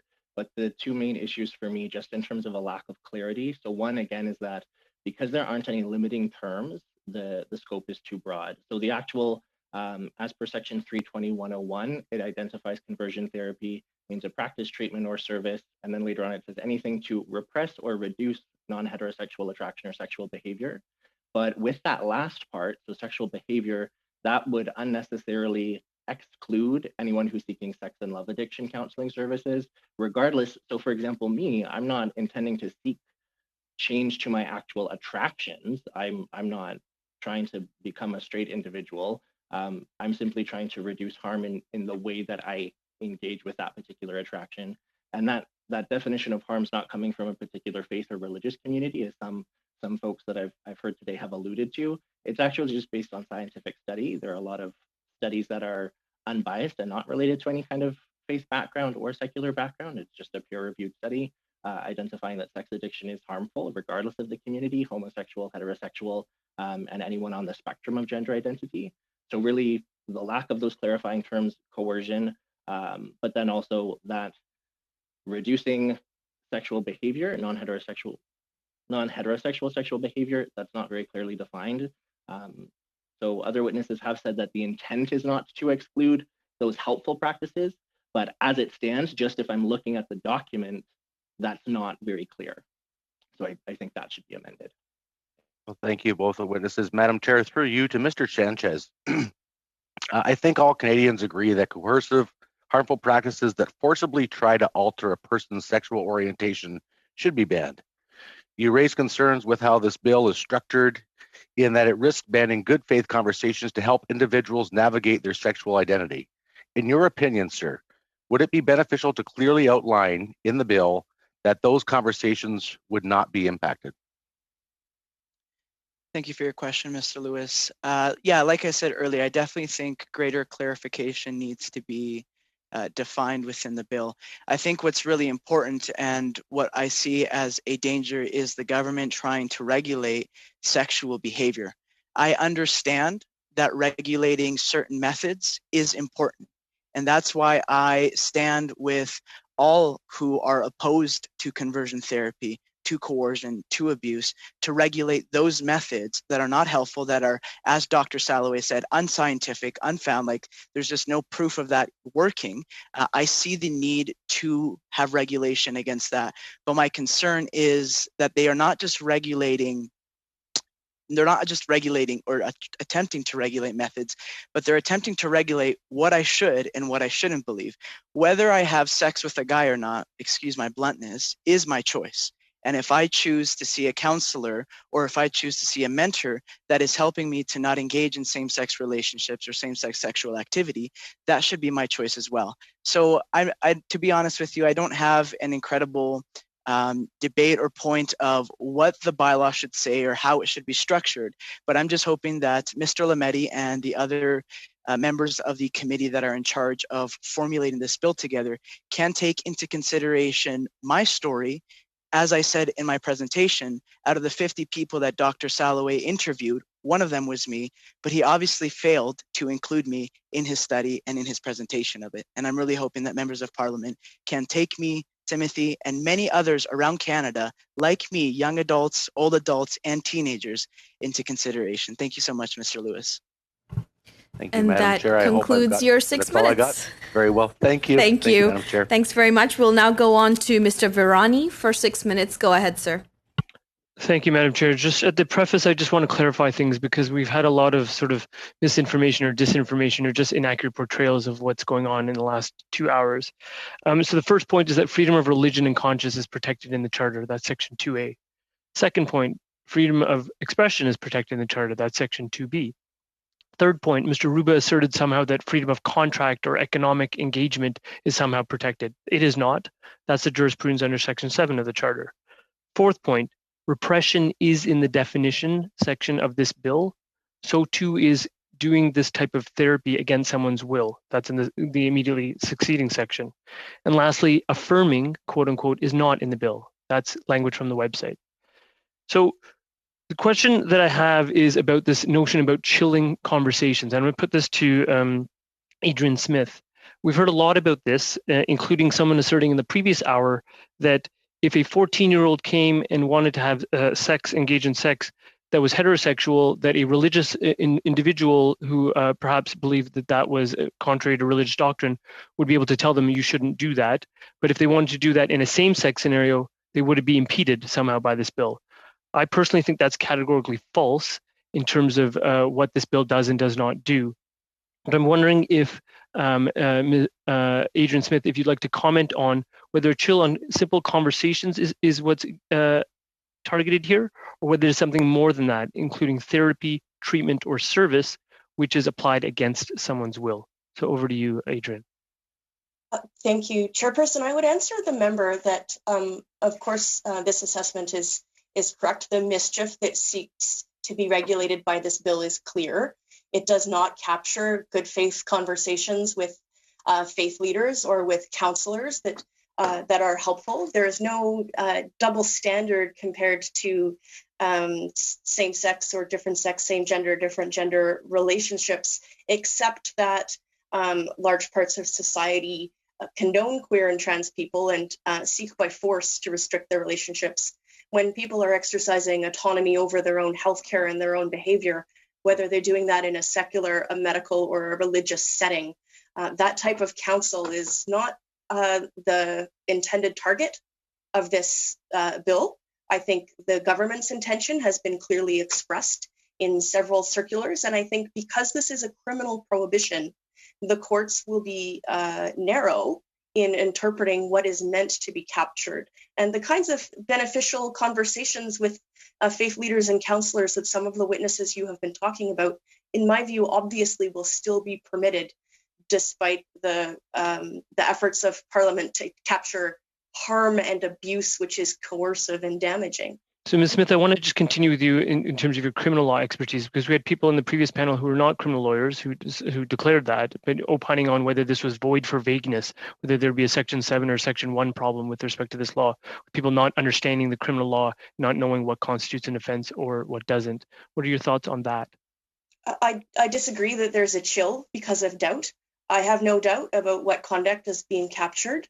It is quite clear what is meant, and that is coercive and harmful behavior aimed at queer and trans and two-spirit folks in order to change them into something that they are not. And supportive conversations are not captured.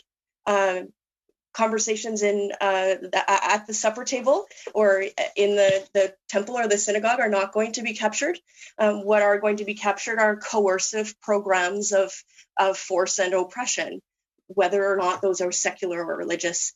And I think this is well within a valid exercise of Parliament's criminal power for the protection of Canadians. We ban many things. We ban many kinds of conversations like threats, hate speech, valid exercise. We ban many kinds of behavior like assault and sex assault. And in my respectful opinion, conversion programs are akin to those kinds of assaults and trespass and ought to be banned, and the court will have no problem sorting out what is meant and what is not. Okay, now just in my last 90 seconds, I just want to put to you something that has arisen, because people have said that it seems like it's sort of conversion therapy masquerading under another guise. And we heard this on Tuesday, that under gender reassignment counseling that may take place, people are being actually led down a path of conversion therapy. We heard it again this morning from Erica Muse's testimony.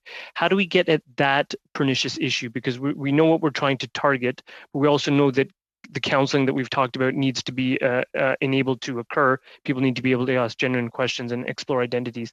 How do we ensure that we're targeting exactly conversion therapy, not more and not less? Any thoughts on that? Well, I think the wording of the bill to import the words from Bill C-16 on gender expression and identity would be helpful. I don't think that there's currently a conflict, because this bill is about the federal government's exercise of the criminal law power in restricting a harm. Regulating what counts as healthcare is the role of the provinces, and they are fairly unanimous about the fact that conversion programs are not healthcare, but the kinds of helpful counseling and the entire medically sanctioned process of gender-affirming transition care for trans people is validly medically supported healthcare. I see no conflict. Thank you. And I just want to say, just in my last 8 seconds here, that Mr. Sanchez, Mr. Keslik, and to the witnesses who came forward before, thank you for sharing your own personal experiences and for your courage in testifying. It's to be applauded. Thank you.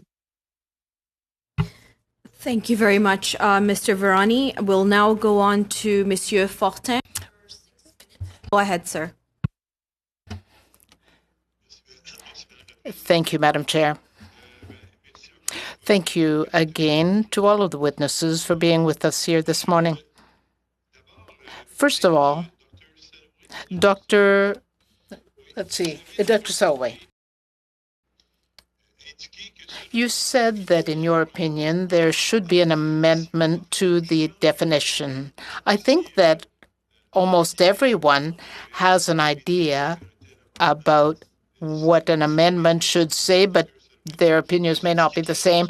Could you tell us clearly how you think the definition should be amended? Perhaps you could send it in writing as well. Thank you for that. Absolutely. I'll be submitting a brief with all of these recommendations along with several of my colleagues. There's 3 components of the definition that I believe need to be amended, 2 of which you've already heard about. That is the addition of gender expression. And in the current wording of the definition of conversion therapy, there is a second phrase to define conversion therapy as including practices to reduce non-heterosexual attraction and sexual behavior. We need a similar statement that corresponds to practices that would reduce behaviors, traits, or appearances or expressions associated with a gender identity or gender expression that differs from sex at birth, so that it is properly trans-inclusive. The third addition that I would recommend is adjusting the language around changing sexual orientation or gender identity. From what we heard in talking to people who've been through conversion therapy, that was not how the service was promoted or advertised. Rather, the service was about avoiding LGBTQ2 outcomes or identities. So I think we need clarity that actually the intention of these services is not so much a change to our intrinsic personhood, but rather an avoidance of LGBTQ2 identities.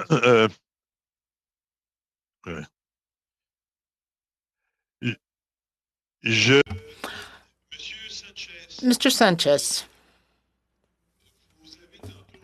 you said a little earlier that you would like people to be able to have access to consultations or conversations about these issues at any age. But don't you have any concern about the validity of consent by a 5-year-old, for example? Do you think that a 5-year-old child can really give consent to therapy or consultation about his or her gender identity or sexual orientation? For your question. I think ultimately parents are in the lives of their children for a reason, and their children have been given to them for a reason. And so do I think that a 5-year-old can accurately give consent to a practice such as this? Well, I can tell you that when I was 5 years old, I was more interested in playing with sand and toys and making wasps fight each other in containers. There's not a whole lot that I was considering when I was 5 years old, but it was when I grew older that having the freedom as a teenager to choose the type of support and counseling that I wanted was incredibly beneficial. And so my concern is that if Canada believes that at 16 years old, I can consent to having sex with whomever I want, why don't they believe that I can... I'm sorry to interrupt you. I don't want to be rude, but my time is limited. My question is really, in your opinion, can a 5-year-old give consent? At the age of 5, were you as clear in your mind as you are today? Sir, I would say that if a child can give consent to gender transition, they can give consent to counseling as well. Let's not be divisive and let's not be biased in this.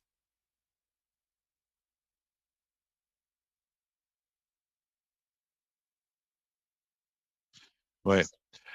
Okay. Thank you. Quickly, because I don't have much time, Ms. Smith. Adrian Smith proposed an amendment, and I would like to have some clarification and to see it in writing if we could. I can't see Adrian Smith. Are they there? Can you clarify the amendment that you would suggest? Thank you, Madam Chair. I would like to respond to the member with a clarification. I, in fact, have suggested a number of amendments. Which one are you interested in? The one about the definition. And if possible, could you send it to us in writing? Suggest in writing what you think would make the bill better suited. Of course. I will do that in writing. But I think the words sexual identity and gender identity and gender expression should be added to the definition so that it is clearer. Okay. There are in some ways two definitions in 320.101, that is what is allowed and what is not allowed. And I understand the gray areas that we were talking about, but what I'm concerned about is the exclusion. What are we going to allow? Good faith conversations, okay. But I think these should not be influencing. But I'm not sure. I would really like to hear your opinion about how we should define the exclusions. Smith can answer your questions in your next round, but thank you very much. We'll now move on to Mr. Garrison for 6 minutes. Go ahead, sir. Thank you very much, Madam Chair. I'd like to go first to Dr. Salway, since some aspersions were cast on his professional research. Give him a chance to talk about that. And secondly, in your original presentations, Dr. Salway, you said that about half of those in your survey who'd been subjected to conversion therapy didn't think this bill covered their experience. So could you tell us a little bit more about that? Absolutely. Thank you for your question. And I echo your committee members in thanking Mr. Sanchez and Mr. Keslick for bringing their stories here. My job as a public health researcher is to talk about threats to groups of people, to populations, and to the public. And what our research shows is that overwhelmingly this practice is associated with harm, and that overwhelmingly the people who experience it under conditions where their sexual orientations, gender identities, and gender expressions have not yet been affirmed and appreciated. So that's the context in which I'm bringing data to you today. In terms of where the survey respondents felt that the definition didn't quite cut it, largely fell into two groups. One is where they went to a program or a service or a practice that was advertised not so much about changing sexual orientation, gender identity, or gender expression, but rather encouraging behaviors that are consistent with particular heterosexual and cisgender values. And so, but nonetheless, the objective of those programs is to avoid the people in the programs from expressing LGBTQ2 identities. So for them, what would bring the bill around to cover their practices would be a clarification that that is the intention of conversion practices. The other group are trans and non-binary people who do not see their experiences as being properly covered by that language of changing a gender identity to cisgender. As I said in my previous comment, I'm happy to suggest some wording for that. And we have Adrian Smith here, who's also suggesting wording along those lines. Thank you for that. We have heard lots of testimony about making some improvements to the definition, and I think the committee will take that very seriously. I also neglected to thank all the witnesses in my opening statement, but of course, those who bring their personal experiences to committee do so sometimes at great personal cost, and so I think we need to acknowledge and thank them for doing that. I want to turn to Adrian Smith again. One of the things you suggested was if the bill remains allowing so-called consenting adults to be subjected to conversion therapy, you suggested we ought to add some measures to define what constitutes consent. And so I wonder if there are parallels elsewhere for defining consent in the criminal code and what kind of things you might suggest. Consent is a fraught area of the criminal law. The committee will be familiar with how it is considered in the context of sex assault, for example. But I think there's some very helpful language about consent capacity and coercion put forward by the Center for Gender and Sexual Health, which would be of use to the committee that you may consider importing, because mature minors and young queer and trans people, two-spirit folks who may have achieved the age of majority are still vulnerable to consenting to this type of abuse in an effort to keep their families together or to maintain some harmony in their congregations in a way which really stretches the notion of informed and free consent. Okay, thank you for that. Dr. Salway, would you like to comment on that question of consent in the research that you've conducted? Yeah, I'll just elaborate on what I said in my statement, which is that I think these practices tend to, people become susceptible to these practices when they're in an environment where LGBTQ2 identities are not recognized or affirmed. And I think what this bill does is it brings further clarity to parts of Canada where people remain under the false understanding that they cannot be LGBTQ2 and cannot be happy and healthy. And so I think in those contexts, consent is not possible, as you've heard other people say. It's an abusive practice that takes advantage of the fact that these individuals have not yet had a chance to receive the message that their core being, that their identities can be affirmed and appreciated. And I know we're running out of time here, but can I just get you to talk a little bit about the patterns of harm that your research reviewed that people had suffered, and whether people were able to find supports in dealing with that harm?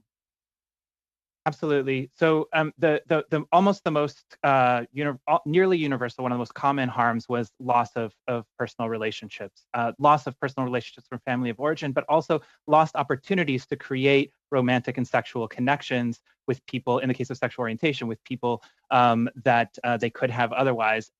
In other cases, there's loss of years, if not decades, of being able to be employed, being able to be a person in your own body and in your own skin. And worse, we heard, as we've seen in many studies from around the world, remarkably high rates of anxiety, suicide ideation attempt, and substance use to cope with that trauma and stress. As Erica said this morning, there are, to my knowledge, no publicly funded supports for people who've been through conversion therapy. There are a few groups that have sprung up out of communities of survivors that I think are doing great work. However, we need much more support, formal support, to help the tens of thousands of people who've been through this. Thank you very much, Madam Chair. I believe that probably concludes my useful time. Thank you. Thanks very much, Mr. Garrison. We'll go into our second round of questions, starting with Madam Finley for 5 minutes. Go ahead. Thank you, Madam Chair. Thank you, witnesses, all of you, for being here. I know that for some of you, particularly with personal stories, this is not easy, and I think you're doing amazingly well. And of course, although I'm a lawyer, not all of us are, which most Canadians would be happy to hear. So this really is about not just lawyers and legislators, but how it affects real people and how the average Canadian sees this. Mr. Keswick, you raised some concerns that this bill could infringe on the ability of individuals like yourself to seek guidance to help navigate your sexuality. And there have been others who've echoed that. The definition of conversion therapy in this bill, we know, defines it as a practice, treatment, or service that reduces non-heterosexual attraction or sexual behavior. But you've raised the concern that the bill may inhibit the ability to seek support for sex addiction and reducing sexual activity. Can you just explain your concerns about this? Do you think the bill could be improved by clearly stating that it does not apply to good faith conversations? Thank you very much for the question, Madam Finley. So as it is right now, my therapist currently supports me avoiding things like sexual promiscuity, sexual actions with people who are physically or emotionally unavailable. So maybe they're in a monogamous relationship or anything like that, as well as unhealthy sexual practices. So for example, the tendency to engage in a sexual practice without knowing someone's HIV or STI status, without using the proper protection, without making sure that it's in a physically and emotionally safe space. And my therapist also supports me in avoiding relationships with people who take advantage of me at times in those realms. And so because these physical and emotional relationships are with someone of the same sex, technically under 320.101, this might be considered therapy that is designed to reduce that sexual behavior. Well, ultimately, my goal is to reduce that particular unhealthy sexual behavior that is completely unrelated to the fact of who it's with, but it's just related to the fact that the behavior itself is not healthy, regardless of who it's being done with.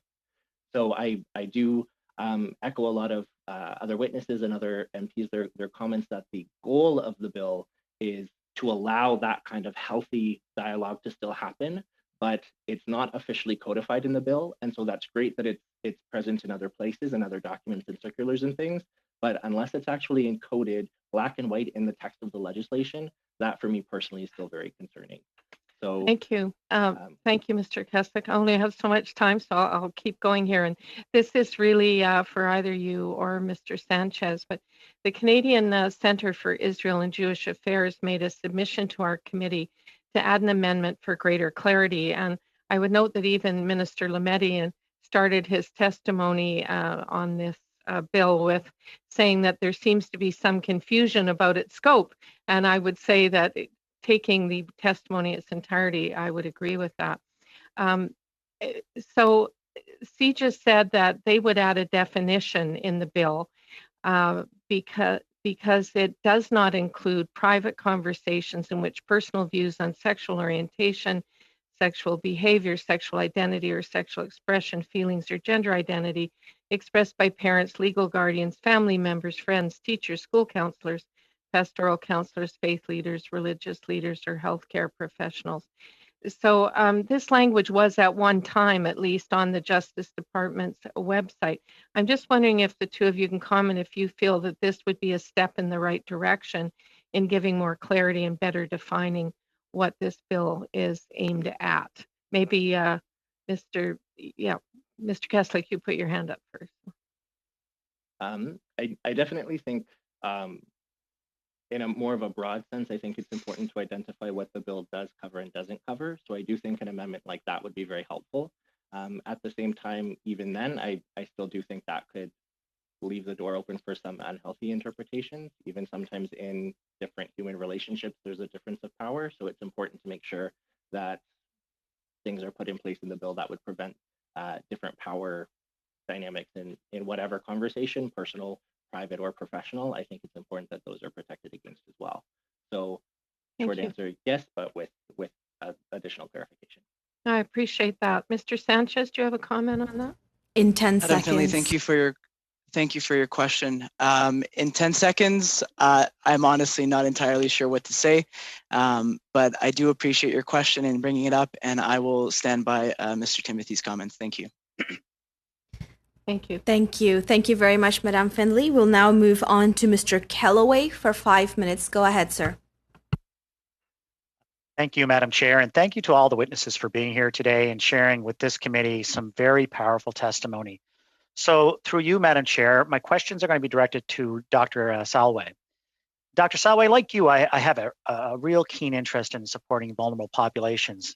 And I think no matter who we are or what race we are or how old we are or how we identify ourselves, we all deserve to be given agency over how we choose to make life decisions in our own life. So I understand that your research has resulted in an improved understanding of patterns and causes of mental health outcomes among sexual minority populations. And we know that conversion therapy isn't actually a therapeutic process. And I can only assume it has a lingering or long-term impact on the mental health of folks.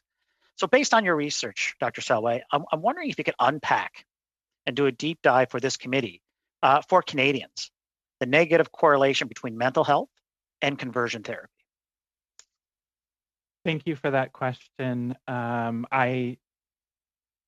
It's hard to know where to begin. I will say that I started to look more deeply into the question of conversion therapy when I was invited to give a statement to your colleagues at the Standing Committee on Health, who were undertaking a historic study on LGBTQ2 health last spring. And what I said to the committee at that time is that despite decades of really wonderful legal and social progress in Canada to support the rights of LGBTQ2 Canadians, there remain some fairly large blind spots, and this is one. It's a large blind spot not only because it affects 1 in 10, directly affects 1 in 10 LGBTQ2 Canadians, but it affects all of us in that it is a threat to our livelihood, to our well-being. It is a threat to the question of whether our identities are accepted and acknowledged and appreciated within Canada. Previous legislation protecting our rights is about things that we should be protected from that could be harmful to us, but also questions of, should we be able to marry? Should we be able to be free from discrimination? The difference in this legislation is that it's about the core of our beings, whether our identities are compatible with Canadian values. And the message that we want to send is that, yes, they are. To answer the second part of your question, where this leads to harm, yes, we have seen from my previous research and research of many of my colleagues in Canada and beyond, that unfortunately LGBTQ2 Canadians continue to experience dramatically higher rates of suicide, depression, anxiety, substance use. And from other Canadian research, we know that this is almost entirely attributable to something that is known as minority stress. Minority stress includes conversion therapy, which is kind of the sharpest edge of it, conversion therapy being someone trying to push you away from that identity, but it also includes more insidious things that wouldn't fall into this legislation, but that would be clearly signaled as incompatible with Canadian values. Things like being called names, being dismissed from work or being dismissed from social environments or social groups, being just generally being given a message that somehow you're less valuable or less worthy. So I think the real opportunity here with this legislation is to resolve that question very clearly and send a very clear message to all Canadians who are trans and two-spirit and LGBTQ that you are wanted, you're included, and you don't need to fear the threat of these practices. Thank you, Doctor. How much time do I have left, Madam Chair? You have about a minute and a half. Okay, wonderful. So I'm going to stick with you, Doctor. Bill C6 defines conversion therapy, and I quote, a practice, treatment, or service designed to change a person's sexual orientation to heterosexual or gender identity to cisgender, or to repress or reduce non-heterosexual attraction or sexual behavior, end of quote. In May, I read an opinion piece by you, I believe it was in the Globe and Mail, where you spoke to how important it is to understand conversion therapy if we want to end it. So the question for you is, do you think that the definition in this bill as it stands is one that helps to understand what conversion therapy is? Thank you for the question. I think based on the survey that I was talking about earlier, I think we get halfway there. So for some people, yes, the services that they experienced were framed as being about that second part of the definition, which is to repress or reduce non-heterosexual attraction or sexual behavior. So that's excellent, and I'm grateful that the government is interested in moving toward efforts to stop those practices. To get all the way there for all of the 50 individuals that we surveyed, we need to ensure that the definition includes other practices that have the goal of avoiding LGBTQ2 identities. That is, would then encapsulate services that are that we know over time have been adjusting their language and adjusting how they frame their services to avoid prosecution under municipal codes and other legislative efforts, but will actually prevent it nationally. Thank you. Thank you very much. That concludes your time, Mr. Kellaway. Now moving on to Monsieur Fortin for 2.5 minutes. Go ahead, sir. Yes. Thank you, Madam Chair. It's very short, obviously, but I will try to clarify something with Mr. Keslick, if you'll allow me. Mr. Keslick, you earlier told us that you thought that the services that you were getting currently could be forbidden according to the way the Act describes those services right now. And you said that you were not happy that when you were younger, a preacher, a priest had tried to exorcise you, to perform an exorcist on you so that you would become heterosexual. So could you explain to me Don't you see a certain contradiction? How can you reconcile those two positions, allowing the intervention of a psychotherapist, but at the same time forbidding a pastor from a preacher trying to play with your sexual orientation or identity? Merci, monsieur. Thank you for your question. So there's actually a great distinction between the two. So one, a member of the clergy is not a licensed or regulated member of a professional college. They don't have formal training in psychology or psychiatry. So their realm is the spiritual, not the psychological, emotional, or the other non-faith related needs of the human person. At the same time, that meeting, the sole goal of the preacher was to stop the attraction itself. In terms of the therapy that I receive, the goal is not to stop the attraction to people of the same sex. The goal is to stop sexual behaviors, regardless of who it's with. It doesn't matter if I was doing those behaviors with a man, a woman, a trans individual, it doesn't matter. The goal is that the behavior itself is unhealthy because it would put my sexual health at risk, it's put my physical health at risk, my emotional health. The counselor is not telling me to stop being a gay person. They're not telling me to stop being a queer person. They're not telling me to stop pursuing relationships with people of the same sex. They're saying, hey, these specific behaviors are unhealthy. Stop doing those behaviors. So in the same way, a doctor may say, hey, smoking's not good for you. Hey, you should maybe lay off the McDonald's, try a salad instead. They're not trying to stop my actual behavior at its roots. They're not trying to stop my attraction. They're just trying to stop the particular aspect of how I exercise that behavior in a way that's unhealthy. So if I understand correctly, in the definition, what you're telling us is that we should really make a distinction between sexual behavior and attraction. So the treatments that modify behavior should be authorized with whatever the age. Is that what you're saying? Which modifies behavior. There's no limit in age on that? It should be always authorized? That's actually not what I'm saying. I haven't made any comments in terms of limitations about age. My sole point is that there should be a distinction between attraction and behavior. In terms of exactly what those distinctions look like and how those play out, I'm not a lawyer, nor am I a politician. I don't really, that's not my realm of expertise.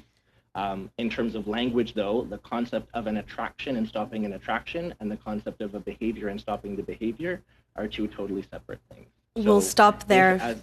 Thank you very much. Merci, Monsieur Fortin. Thank you, Mr. Fortin. But not least, Mr. Garrison for 2.5 minutes. Go ahead, sir. Thank you very much, Madam Chair. I want to go to Adrian Smith again, both as a lawyer and as a transgender non-binary person. We've had some comments on the question of parental rights versus kids' rights when it comes to question of identity and orientation, and they raised this intersection of the provision or failure to provide gender-affirming health care.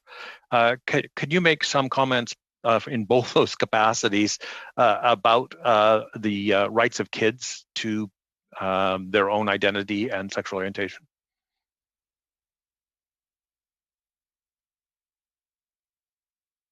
Chairperson, thank you. I would respond to the member by clarifying that the decision around consent to health care for young people is regulated by the provinces.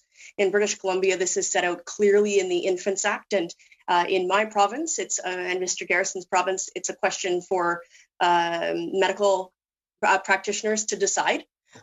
For young people, it is quite foreign from what we're talking about here, despite efforts of some witnesses to draw us astray into that debate. Speaking for myself, I was clear as a young person about who I was and what I needed to thrive and survive. Those services were not available to me in a way that they are now. I'm actually quite hopeful that we're supporting trans and non-binary and two-spirit young people differently. If I could take the liberty, Mr. Garrison, and answer a question that Monsieur Fortin asked me earlier and that I think we've been getting at, the core of the problem around the definition is really about harm. And I would exclude programs that are coercive, that are not part of legitimate healthcare, which would include spiritual conversations that are involuntary and that hurt us, and private conversations that are involuntary and that are part of programs designed to hurt us. And if we focus on harm, then the container of the law around the mischief is clear, and there's no problem with the age of consent because harm is the focus rather than features of the individual and the reason that they have been enrolled or sought counsel or healthcare. Thank you very much for both those answers. I think they're quite useful to the committee. In the interest of time, Madam Chair, I'll conclude my questions there. Thank you very much, Mr. Garrison. And at this time, I'd like to thank all witnesses on behalf of the committee for your powerful testimony, for appearing before us today in our deliberations for Bill C6. Thank you very much. Looking forward to the next meeting. So for now, the meeting is adjourned.